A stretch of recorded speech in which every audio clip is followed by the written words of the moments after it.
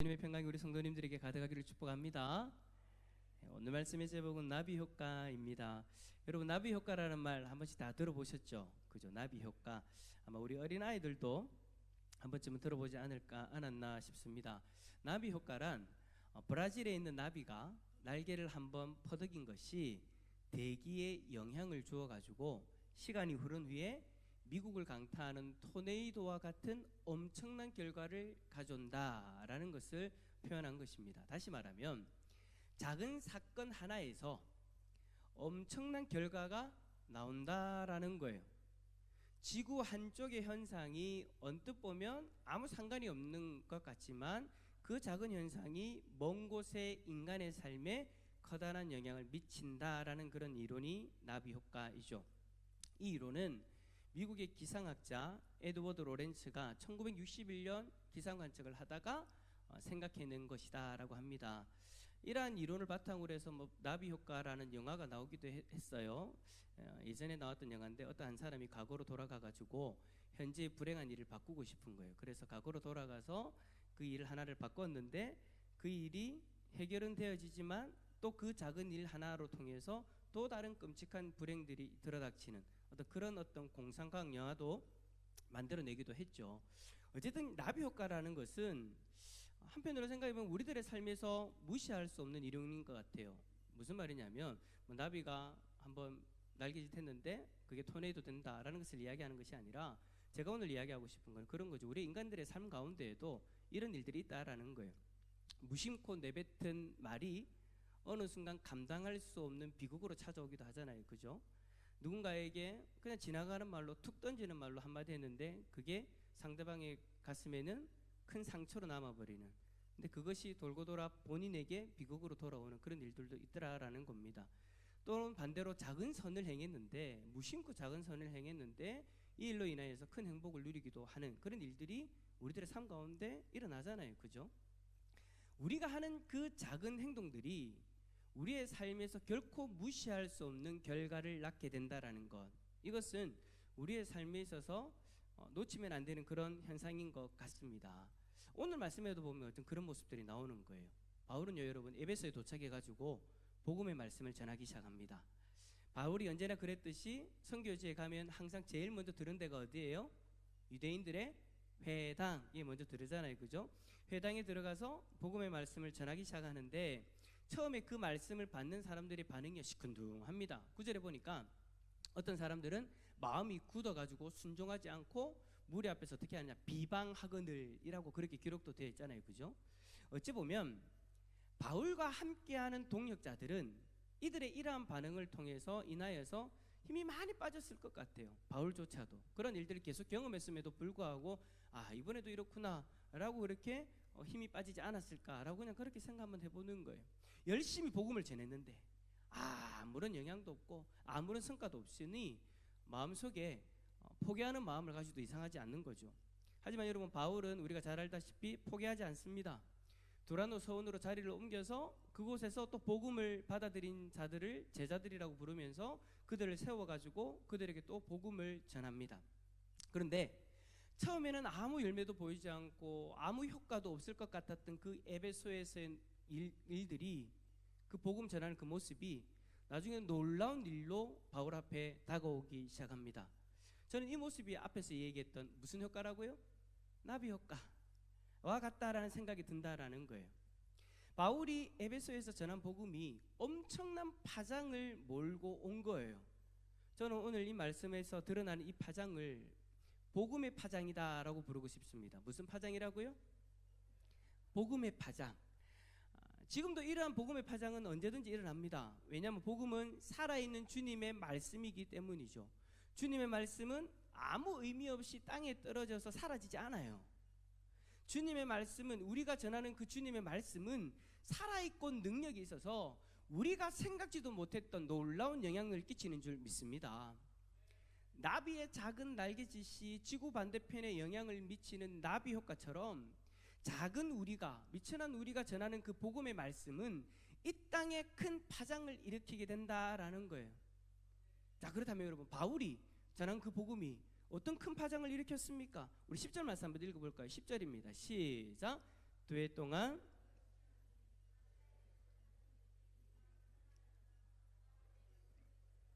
아멘. 자, 바울은 3개월 동안 에베소 회당에서 말씀을 전하였을 때 유대인들이 어떻게 했다고요? 거부했다고 했어요. 받아들이지 않았어요. 그런데도 바울은 포기하지 않았죠.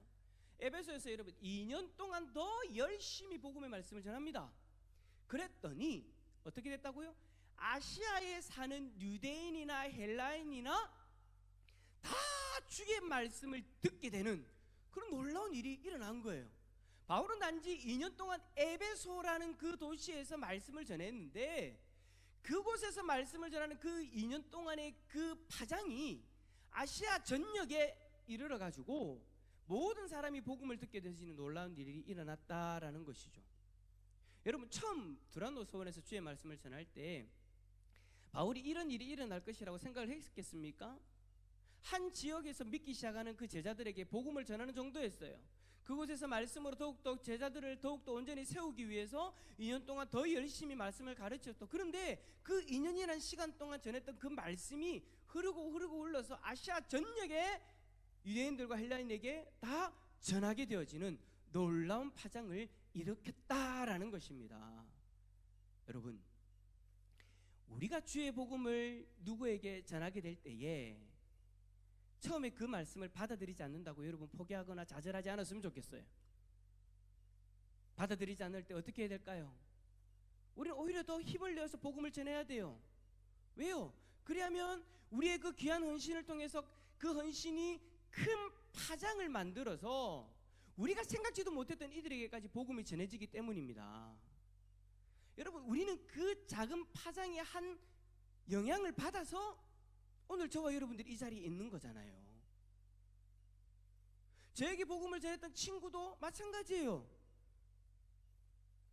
김옥일이라는 사람에게 복음을 전했는데 그 친구가 목사가 될 줄 누가 알았겠어요? 단지 그 친구는 그거예요. 교회에서 행사하는데 전도 한 명이라도 더해가면 뭘 주니까?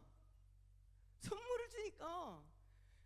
제가 그 친구를 아는데 그 친구는 100% 그 생각하고 제 데리고 간 거예요. 아, 김옥일의 영혼이 불쌍해서 저 영혼을 살려보자. 아니에요.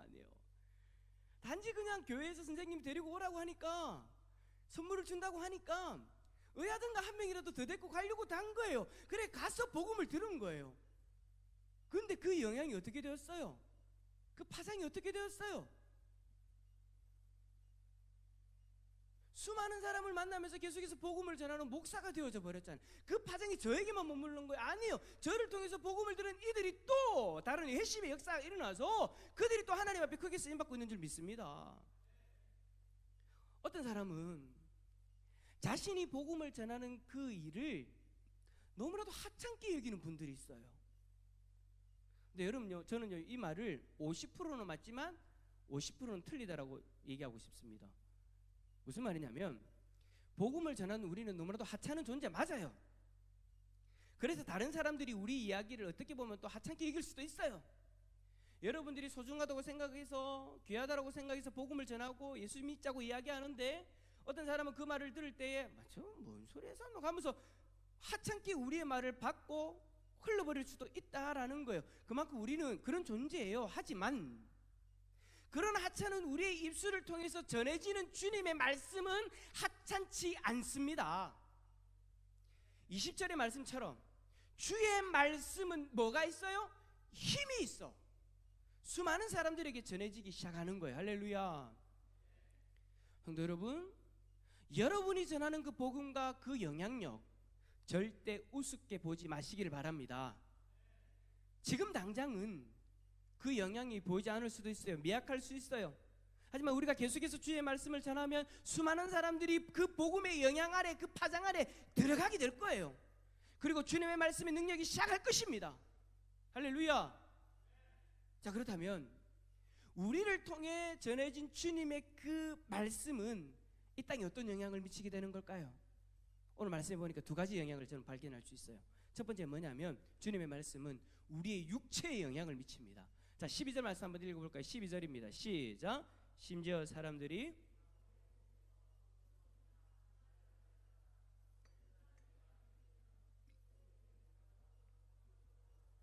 아멘. 자, 하나님께서는 주님의 말씀을 전하는 바울을 통해서 능력을 행하게 하시는데 그 능력이 뭐냐? 제일 먼저는 육체의 질병이 낫는다라는 거예요. 심지어 여러분, 바울의 몸에서 걸쳐져 있던 손수건이나 그리고 앞치마를 가져다가 병든 사람에게 얹기만 했는데도 그 병이 떠나가는 거예요. 이 일은 여러분, 바울이 스스로 그것을 가져다가 얹은 것도 아니에요. 아마도 바울의 치유의 기적을 간절히 기다리던 그 에베소의 제자들이 이러한 행위를 했을 거예요. 마치 여러분, 예수님에게 다가왔던 12의 혈류병을 가진 그 여인이 예수님의 뒤로 와서 옷자락이라도 만지면 나을까 싶어서 그 옷자락을 만졌던 것처럼 너무나도 치료를 갈망한 나머지 바울의 그 소지품을 가져다가 아픈 사람들에게 얹은 거예요. 근데 어떻게 돼요? 그 병이 치유의 역사가 일어났다라는 거예요. 여러분, 당시에 에베소에 있는 사람들의 신앙 수준이 아주 어렸기 때문에, 이제 막 신앙생활을 시작했기 때문에 이와 같은 행동들을 충분히 할 수 있었던 것 같아요. 지금은 우리 그러지 않잖아요, 그죠? 혹시 능력을 받고 싶어하고 오늘 제 옷자락을 가지고 가실 분 있습니까? 아니잖아요. 우리는 알잖아요. 그게 아니라는 걸 알잖아요, 그죠? 근데 이제 막 신앙생활을 시작했던 에베소의 제자들은 그러한 생각을 할 수밖에 없었어요. 왜냐하면 그곳에는, 에베소에는 마술을 하는 사람들이 있었는데 그 마술을 하는 대부분이 그들이 가지고 있는 소지품을 가지고 마술을 행했기 때문에 그 소지품의 능력이 있다라고 생각한 거예요. 이런 문화에 익숙한 에베소 사람들이 그런 의미로 바울의 물건을 가져다가 간절한 마음으로 얹은 거예요. 그 간절한 마음으로 얹은 거예요. 하지만 우리는 알아요. 아무리 위대한 사람이 사용한 물건이라 하더라도 그 물건 자체에서 그런 능력이 나오는 게 아니잖아요, 그죠? 그 물건 자체의 능력이 나는 것이 아니라 누가 행하시는 거예요? 하나님이 행하시는 것인 줄 믿습니다. 하나님은 비록 에베소 교인들이 잘못된 믿음을 가지고 있었지만 그들을 어떻게 여기셨느냐? 따라서 합시다. 긍휼히. 하나님은 그들의 그 간절한 마음을 긍휼히 여기셔서 치유의 은혜를 주신 거예요. 마치 여러분, 예수님이 살아 계셨을 때, 이 땅에 계셨을 때 많은 무리들이 예수님을 쫓아왔지만 예수님이 그들 한 사람 한 사람의 믿음을 점검하시고 그들의 믿음이 옳지 않으면 너는 믿음이 없으니까 안 되라고 쫓아내지 않고 어떻게 하셨어요? 그들을 불쌍히 여겨서 예수님이 그들을 고쳐주셨던 것처럼, 비록 부족한 모습이고 그들에게 온전한 믿음이 없다 할지라도 자신의 병을 낫고자 하는 그 간절한 마음으로 주님 앞에 자신을 의탁했을 때에 주님이 그들의 그 간절함을 보시고 불쌍히 여기셔서 고쳐주셨던 것처럼 오늘 이 에베소 교인들의 잘못된 믿음이지만 그들의 그 간절한 마음을 하나님이 긍휼히 여기셔서 그들에게 치유의 은혜를 주셨다라는 것입니다. 하지만 여러분, 그 역사에는 분명한 하나님의 목적이 있었다라는 것도 우리는 오늘 말씀을 통해서 발견할 수 있습니다. 하나님의 그 목적 뭡니까? 그 치유의 역사로 인하여서 한 영혼 한 영혼이 주님의 말씀의 힘을 경험하고 회심의 자리로 돌아오는 거예요. 여러분, 우리 주위에도 실제로 이러한 일들을 경험하신 분들이 많이 있습니다. 저도 이제 우리 성도님들 만나서 이야기를 나누다 보면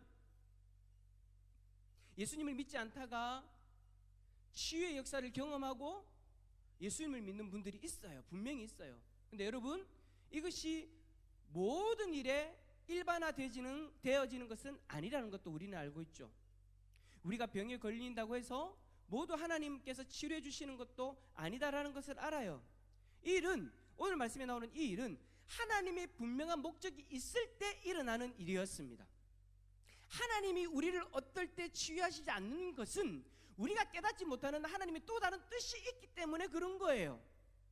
그래서 우리는 그것을 알기 때문에 하나님이 지금 당장 응답하지 않는다 할지라도 우리는 하나님 앞에 섭섭해하거나 삐지지 않죠. 왜? 또 다른 하나님의 뜻을 바라볼 수 있는 믿음을 하나님이 우리에게 주셨기 때문에. 할렐루야.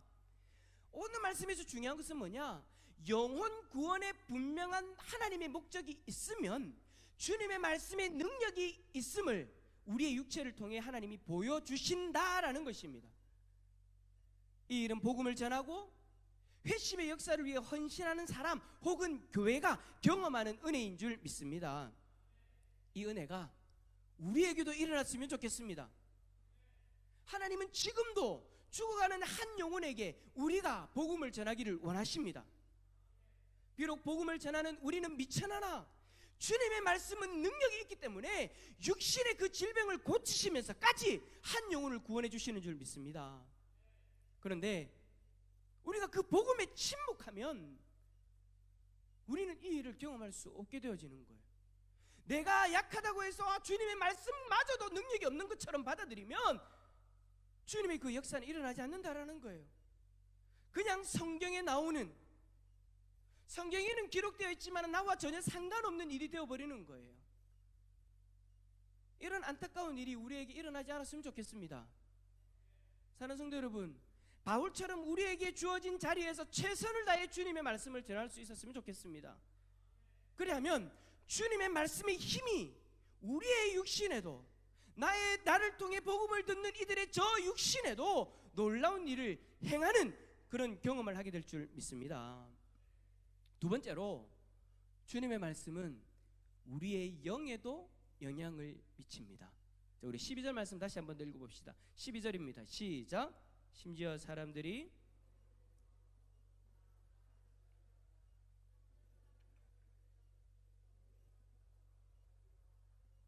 아멘. 자, 주님의 말씀이 분명한 영혼 구원의 목적 아래에서 전해지기 시작하면은요, 육체의 질병도 고침받는 그 놀라운 일도 일어나지만 영혼의 질병도 고침받는 역사도 일어날 줄 믿습니다. 영혼의 질병이 뭐예요? 영혼의 질병? 죄로 말미암아 죄의 노예가 되어서 악한 영들이 다스리게 되어지는 그 현상을 영혼의 질병이다라고 이야기하잖아요. 악귀가 들어있다라는 것은 여러분, 사단이 한 사람의 인생에 집을 짓고 들어와 가지고는 그 사람이 그 악귀의 사단의 영향 아래에서 자신의 의지와는 상관없이 비상식적인 일들을 행하는 것을 이야기하는 겁니다. 이 일로 인해서 어떤 일들이 일어납니까? 자신은 물론 주변 사람들이 너무나도 극심한 고통을 경험하게 되죠. 하지만 이들에게 예수 그리스도의 복음이 들어가게 되어지면 진정한 해방을 경험하게 되는 줄 믿습니다. 왜냐? 우리가 주님의 복음을 듣지 않았을 때에는 죄의 노예로서 악귀가 언제나 들어올 수 있는 상황이었어요. 악귀가 좋아하는, 사단이 좋아하는 죄의 밭으로 구성되어져 있는 그 영혼이기 때문에 언제든지 들어올 수 있는 상황이에요. 하지만 복음을 듣고 예수 그리스도를 믿게 되어지면 이제는 더 이상 우리가 죄의 노예가 아닌 존재가 되어버리는 거죠. 로마서 8장 2절 말씀 한번 읽어봅시다. 로마서 8장 2절입니다. 시작. 이는 그리스도 예수 안에 있는 죄와 사망의 법에서 너를 해방하였음이라. 아멘. 우리가 주님의 복음을 듣고 믿게 되면 우리는 더 이상 죄와 사망의 법에 얽매이는 존재가 아닙니다. 이제는 죄의 영향력에서 벗어났다라는 거예요. 로마서 6장 18절도 읽어봅시다. 로마서 6장 18절 시작. 죄로부터 해방되어 의에게 종이 되었느니라. 아멘. 죄와 사망의 법에 얽매였던 우리가 이제는 악귀가 머물 수 없는 의의 종, 사단이 도무지 머물 수 없는 의의 종이 되어서 이제는 악귀가 물러나게 되어지는, 나갈 수밖에 없는 그런 상황이 되어져 버리는 거죠. 여러분, 이것이 주님의 말씀의 능력입니다. 그런데 참 안타까운 것은 어떤 이는 예수님을 믿는다고 하면서도 자신에게 악귀가 들어올까봐 노심초사하는 분들이 있어요. 희한해요. 예수님을 믿는다고 해요? 예수님을 믿는다고 하는데도 악한 영이 자신의 인생 가운데 들어오고 자신을 괴롭힐까봐 걱정을 하는 사람들이 있다라는 거예요. 자, 저를 따라서 합시다. 옆에 있는 사람 바라보면서 걱정하지 마세요.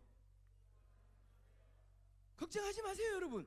악귀가 여러분들을 다스릴 거다, 여러분들에게 들어올 거다? 아니요.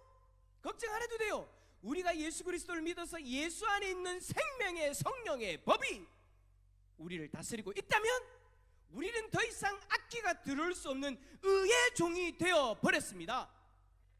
저와 여러분들이 이제 의의 종이에요. 사단이 도무지 침범할 수 없는 의의 종이란 말이에요. 그래서 여러분, 어떤 이가 귀신을 본다든지 교회는 나오지 마, 귀신이 나에게 들어오는 것 같아요, 나를 괴롭혀라고 하는 분들이 있다면 저는 항상 제일 먼저 뭘 점검하냐면 이분이 예수님을 믿는가 안 믿는가부터 점검합니다. 근데 대부분이 예수님을 안 믿어요. 그러니까 신앙생활은 하고 있지만 예수 그리스도가 내 인생의 주인으로는 자리 잡고 있지 않아요. 종교생활을 하는 것이지 예수님 앞에 자기 인생을 다 맡기지 않고 뭐예요? 사단이 들어올 수 있는 죄의 구멍을 만들어놨단 말이에요. 그래서 다시 복음을 전하고 예수 그리스도의 이름을 전하고 한 영혼이 다시금 예수 그리스도를 믿게 되어지면 놀라운 일이 일어납니다. 그때부터는 사단이 침범하지 못하게 되더라는 거예요. 할렐루야, 할렐루야. 우리는요 여러분, 더 이상 악기가 들어올 수 없는 의의 종이 되어져 버렸어요. 그러니 우리는 이제 악기를 두려워하는 존재가 아니라 담대하게 예수 그리스도의 이름으로 악기를 물리치는 존재인 줄 믿습니다. 누군가의 악기 때문에 두려워하는 이가 있어요? 그럼 복음을 전하세요. 그리고 예수 그리스도의 이름으로 물리치세요. 할렐루야. 그게 우리의 모습이더라는 거예요. 말씀을 정리합니다. 우리가 서 있는 그 자리에서 주님의 복음을 전하는 것, 어떻게 보면 정말 보잘것없는 일처럼 보일 수도 있어요. 그래서 어떨 때는 내가 이렇게까지 해야 되나 싶을 때도 있죠. 하지만 오늘 말씀을 통해 분명히 기억하시길 바랍니다. 여러분이 전한 그 복음은 절대 의미 없는 일이 아닙니다. 여러분이 전하는 주의 말씀은 나비의 날개짓처럼 보일 수 있지만 그 속에 힘이 있어 한 사람의 육체의 질병을 고치기도 하고 그 영혼 속에 있는 악귀도 물리치는 큰 파장을 일으키게 되는 줄 믿습니다.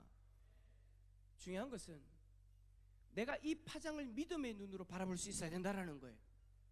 내가 이미 의의 종이 되었고 능력의 말씀을 전할 수 있는 주의 종이 되었음에도 불구하고 그 능력의 말씀을 믿음의 눈으로 바라보지 못하니까 여전히 내가 전하는 그 말씀조차도 미천한 것처럼 아무 영향력 없는 것처럼 그렇게 생각하게 되더라는 것이죠.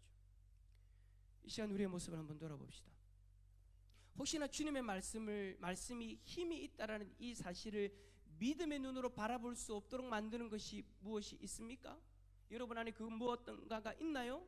그것이 혹시나 여러분의 상식이 될 수 있고 여러분의 지식이 될 수 있고 여러분의 경험이 될 수 있고 여러분의 감정일 수도 있습니다. 아, 내가 해보니까 내가 전화했을 때 바로 안 들어오던데 몇 번을 해도 안 되던데 나는 세상에서 이런저런 이야기 들어보니까 이게 예수님 전하지 못할 것 같아.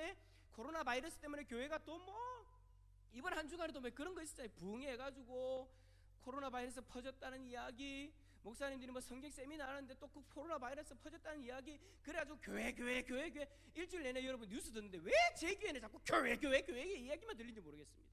근데 그 교회가 왜 자꾸 부정적인 이야기로만 들립니까? 그래 마음이 너무 아파요. 마음이 너무 아파요. 그래서 우리들의 마음 가운데 이러한 일들이 있으면 이제 복음 전하기 어려울 거야?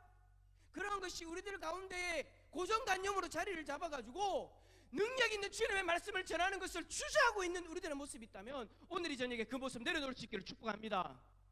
그리고 주의 말씀이 힘이 있어 나의 삶에 드러나게 하시고 이 놀라운 파장을 경험하는 자리에 설 수 있도록 우리에게 담대함과 믿음과 힘을 달라고 기도할 수 있는 우리 성도들 다 되었으면 좋겠습니다. 그래서 20절의 말씀에 주의 말씀이 힘이 있어 흥황하여 세력을 얻으리라. 이 말씀이 우리의 삶과 우리 교회의 간증이 되어질 수 있기를 예수 그리스도의 이름으로 축원합니다.